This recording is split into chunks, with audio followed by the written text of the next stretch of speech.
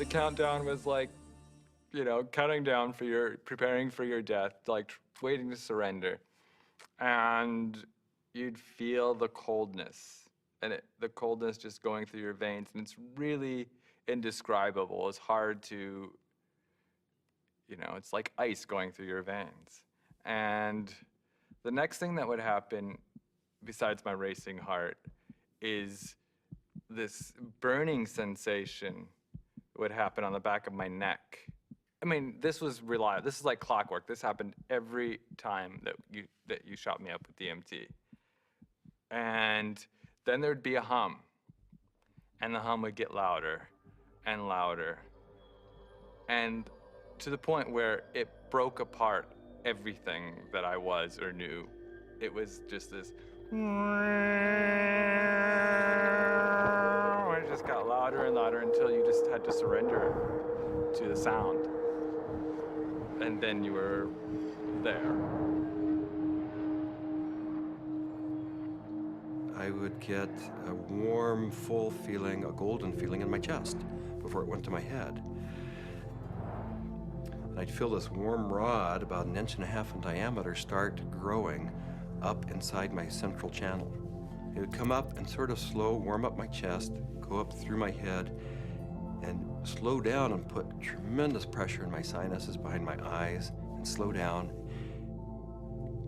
Start to grow and distend the skin behind my forehead about 1 inch, behind my hairline.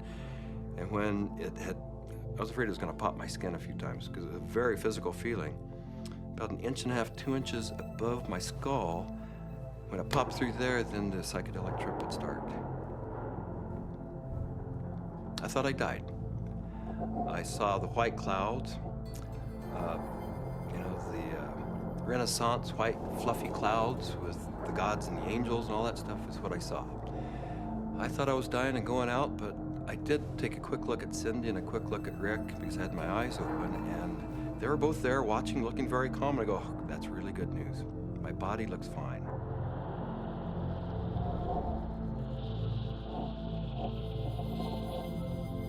So I didn't know whether it was my birth I was re-experiencing, my death which was yet to come, because I know that time crumbles. The linearity of time is totally meaningless in these states. You are at the Godhead, the point where all time folds in on itself. More and more layers of my humanity start peeling off. Finally, the last almost the last layer, and I can't even describe what it is, but you have, at some reaches way in there, there is like the last layer of that which defines you as a human being, and it goes click. You are no longer a human being. In fact, you're no longer anything you can identify. There was no concept of time. It was so disorienting. I was so terrified. I have never in my entire life been so terrified to be blasted out of my body, to leave my body behind, to be going at warp speed backwards through my own DNA, out the other end, into the universe. And so I went right into this white light. As soon as I went into it, I lost any sense of being different, any sense of what I was doing, past, any sense of future. It was absolutely blissful and euphoric, and I just felt like it wasn't I. I was everything. I was the light. There was no sense of separation, no shadows, no differences, no past, no future. It was all present and white to yellow light. Then I felt myself falling out of this light, and as I fell out of it, I could feel the light was like a glow, like the sun with flames coming out and lapping out, and I could already start to feel this tremendous separation. I reached across, and it was suddenly I'm in the universe, in this huge void, with these beings on the other side, and I put out my hands, and this incredible rainbow of pink light went between me and these entities. And I was trying to make it be like a white light, but it was this incredible pink light, this energy of love this capacity of love that we as human beings have, that I was trying to just send to them. This meteor-like trip through the infinite space of the interior consciousness is up pops the picture puzzle pattern door. And I'm now whizzing through this sucker like if it was nothing. I'm flying through it. But now I know what the picture puzzle pattern door is. The picture puzzle pattern door is the farthest reaches of your humanity. This is the doorway into what defines you as a human being. When you go past that, you stop being human to a degree, and the further you get past this point, the further away you go from being a human being. But right here, this picture puzzle pattern door is everything. It's everything. It's what defines you as a human being. This picture puzzle pattern door is you. This is like the actual core of where all of reality is emanating from. This is where meaning comes from. Symbols were pouring out. They were intertwined.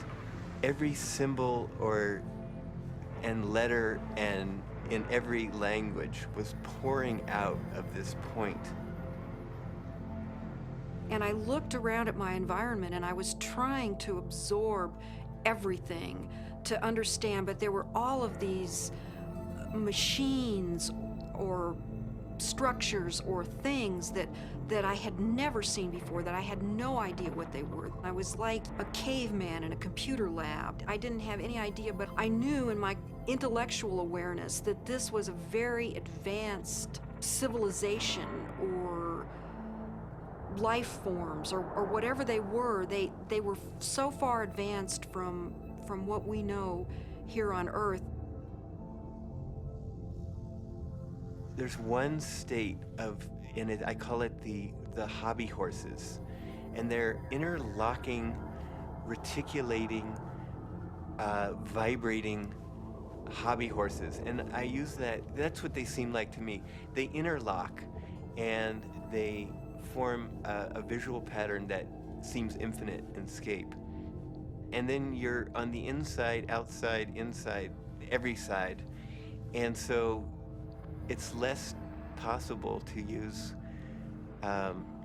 words sort of start to escape you.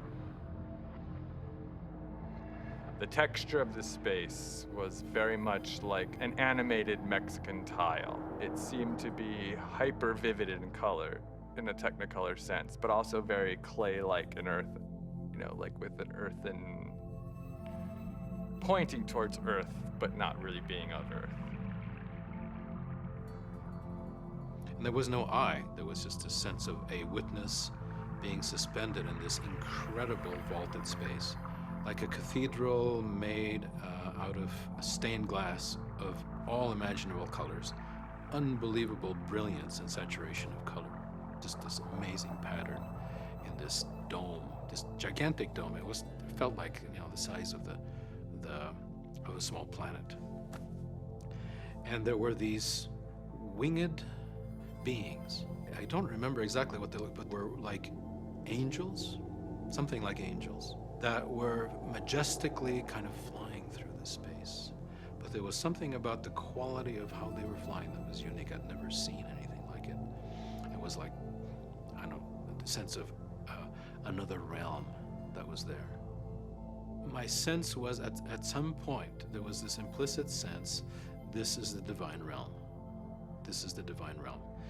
And it was not like a thought, but it was like this implicit kind of grokking recognition.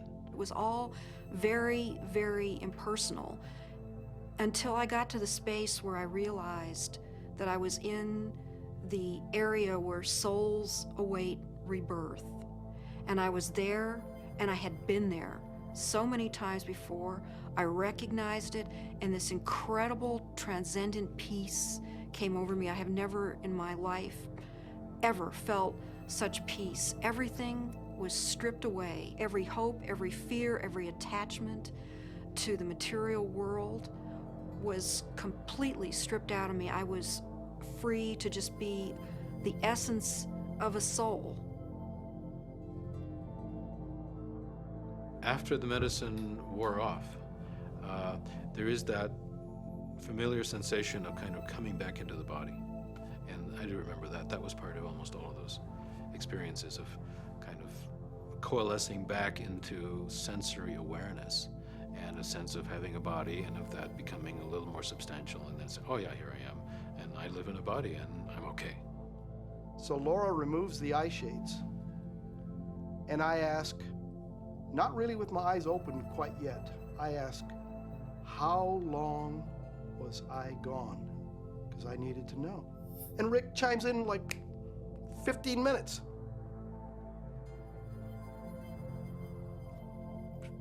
For a moment, I'm shocked. I'm like, you know, mind, you know, has to try to catch up because now the whole cognitive dissonance of the experience has to catch up.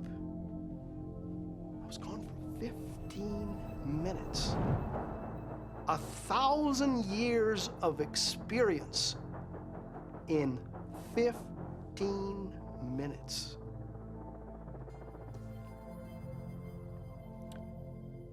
Well, to say the least, it was profound. It was profound. I mean, it's amazing. I mean, it's amazing what a human being can experience in a hospital bed. I mean, they can experience almost the whole universe. You know, life, death, everything in between. This is not some recreational thing, and I don't believe anybody should enter this lightly. It is life transformative. It will perhaps shake you enough to realize, you know, that you need to be awake to the fact that you don't know, and that is the beginning of starting to know. What we see here is such a tiny part of what is real. I get really frustrated because, of course, there's no way to prove that where I went was deep space, that I encountered, you know, other entities, other life forms that exist in this universe. At some point, maybe our civilization will become advanced enough and we will throw off these anchors of impossible thought, that these things are impossible, that it's not, you know, that everything that exists where we can see it.